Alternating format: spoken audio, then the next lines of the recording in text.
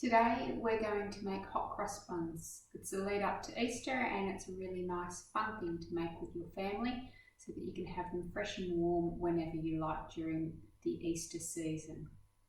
Making hot cross buns, the recipe that I found online, I will have a link to at the end of this video.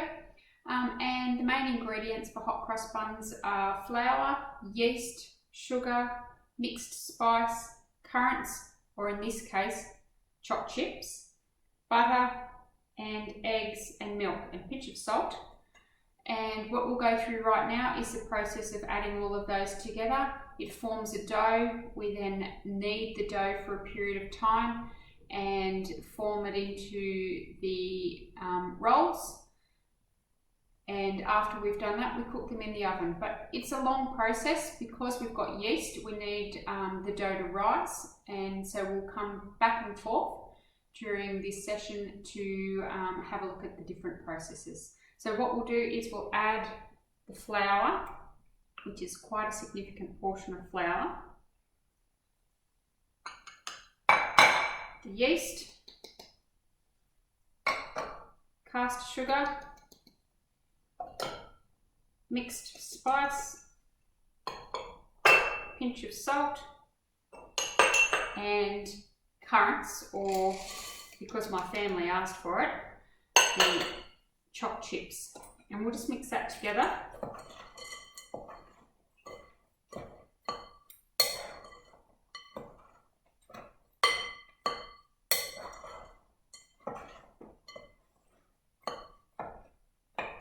And once that's mixed together, we'll form a well in the middle because I've got to add some wet liquids to it.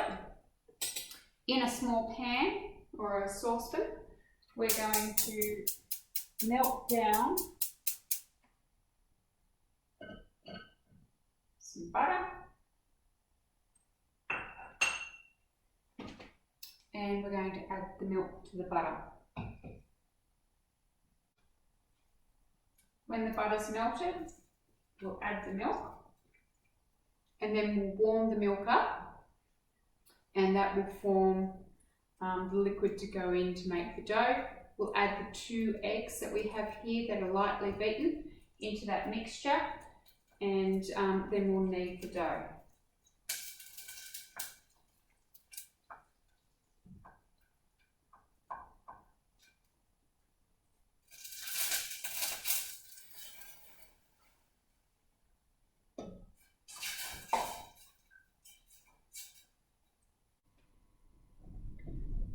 Now we're ready to add our milk and butter mixture into the flour,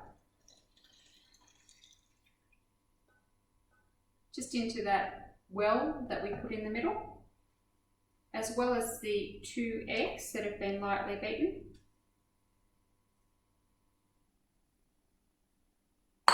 We're just going to mix that together.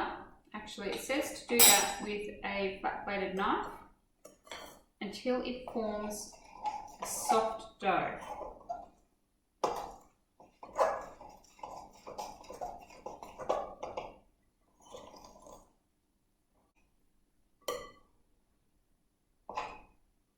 So just before I turn this out onto the board, or onto the surface here, I'm just going to get rid of a few things out of the road. I'm going to flour my surface that I'm going to knead on, and I might need to add more flour as I go. I'm also going to flour my fingers because I'm about to get my hands dirty. So once this comes together as a bit of a dough, you can finish it off with your hands. Get your hands in there and push it together. It's a nice little workout. Need a little bit of strength in there to bring the dough all together. Might need some more flour on my hand.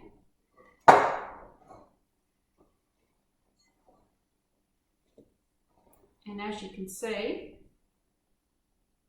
just going to get some of this excess off my fingers. It has come together into a nice ball. to a nice dough.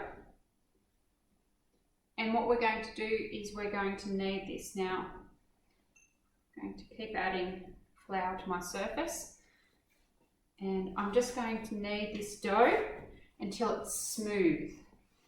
Now the recipe says that might take 10 minutes of kneading.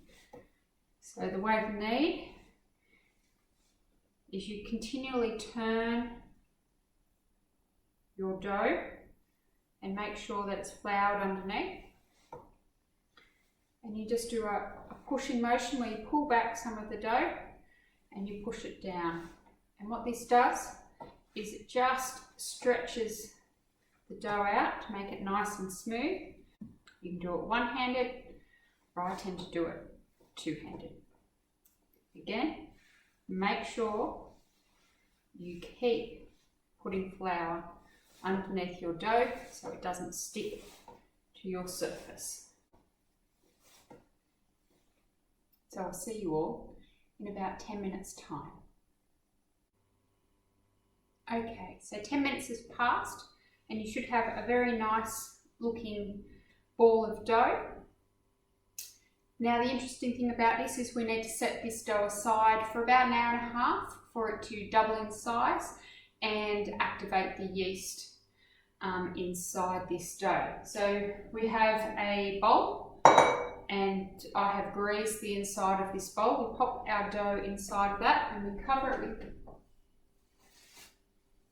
with some plastic wrap that I've also greased on the inside.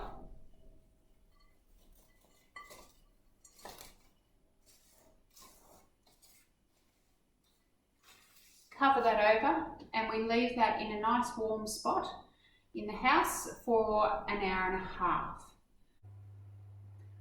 Welcome back. Our dough has now risen and doubled in size. So what we're going to do is we're just going to take it out, give it a punch and give it a quick knead for about 30 seconds on the floured surface.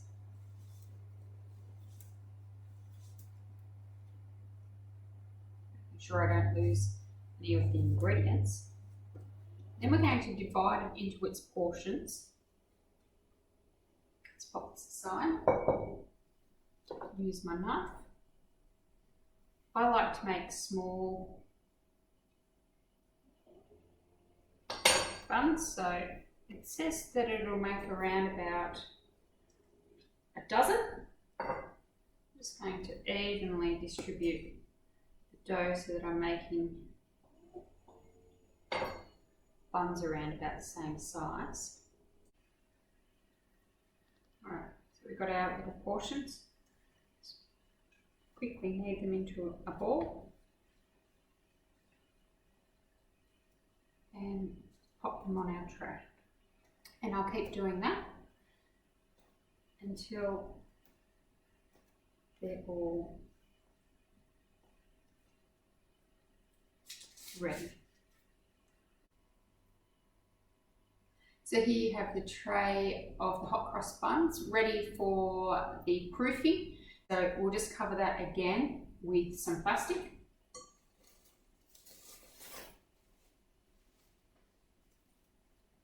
Same process as before, just popping it in a nice warm spot for half an hour. And once that is done, we will put little crosses on top and cook them in the oven. While we're waiting for the buns to proof, what we can actually do is we can make the little crosses that go across the top, and all that is a mixture of plain flour and water to create the crosses. Now all I've done is I've added some water to the flour to make a paste. Have a look. Alright, popping that straight into just a Ziploc bag.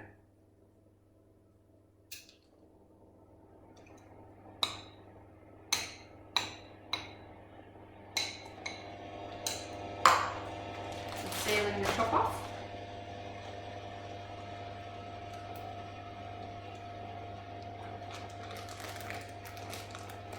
Get rid of all of the air, excess air that's in there. Don't put an air bubble. Not that it really matters too much. And we're ready to have a look at our buns.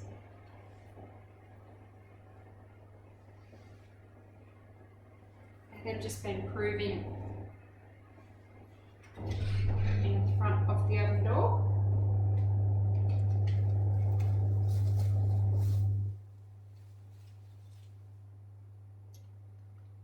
So the next step is just to add the little crosses across the top. One of the theories about hot cross buns is that they were made in honour of Good Friday, and that's why they're in Easter treat. So just run down across the buns.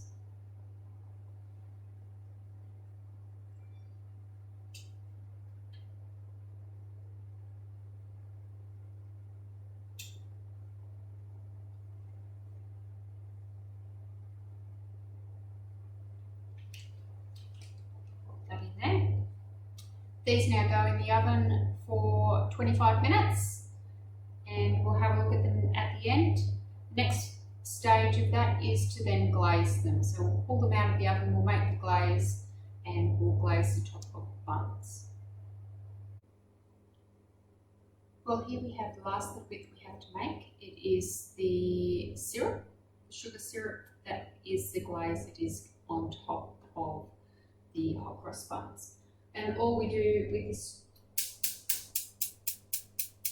the sugar syrup is that we have some sugar, caster sugar, and water. And we mix that together for about 3 or 4 minutes.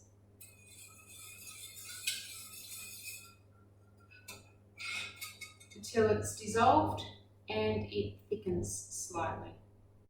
And here we have our hot cross buns fresh out of the oven. All I need to do now is add the warm glaze to the top.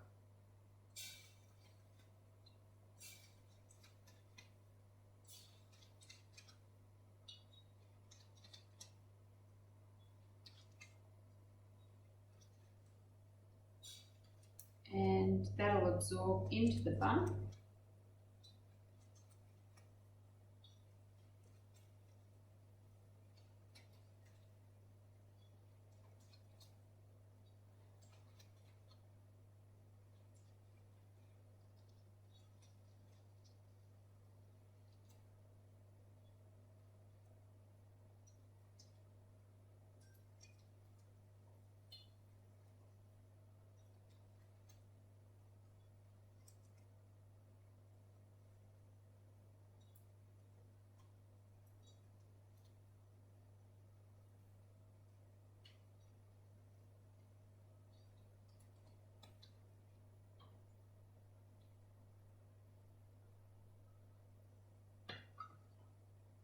Just see if I can pick one of these out.